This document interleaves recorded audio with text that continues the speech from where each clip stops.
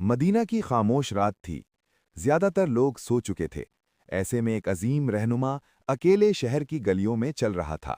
نہ کوئی حفاظتی پہرا، نہ کوئی شان و شوکت۔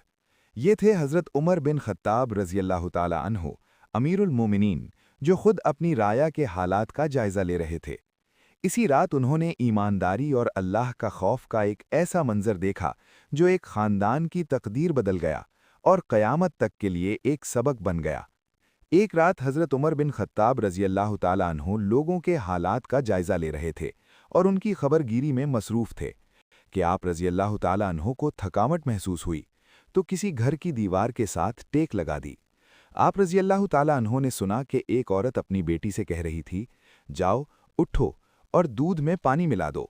بیٹی نے کہا، اماں، کیا آپ کو معلوم نہیں کہ امیر المومنین حضرت عمر بن خطاب رضی اللہ تعالیٰ عنہ نے اس سے منع کیا ہے؟ اس کی ماں نے کہا، اے بیٹی، جاؤ بھی، دودھ میں پانی ملا دو، عمر رضی اللہ تعالیٰ عنہ ہمیں نہیں دیکھ رہا ہے۔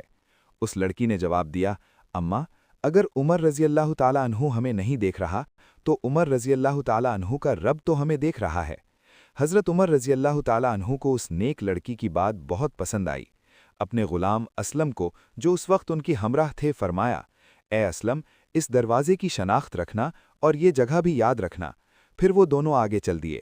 جب صبح ہوئی تو حضرت عمر نے فرمایا، اے اسلم، وہاں جاؤ اور معلوم کرو کہ وہ کہنے والی لڑکی کون ہے اور اس نے کس عورت کو جواب دیا اور کیا ان کے یہاں کوئی مرد ہے۔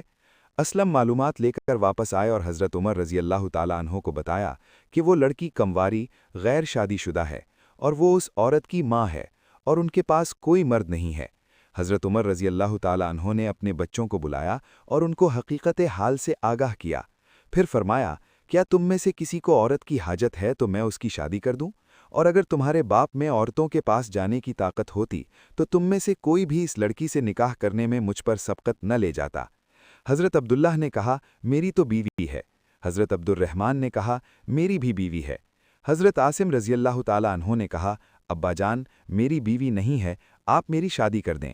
چنانچہ حضرت عمر رضی اللہ تعالیٰ عنہ نے اس لڑکی کو پیغام نکاح بھیجا اور پھر اپنے بیٹے عاصم سے اس کی شادی کر دی۔ عاصم کے ہاں بیٹی پیدا ہوئی جو حضرت عمر بن عبدالعزیز رحمۃ اللہ علیہ کی والدہ تھیں۔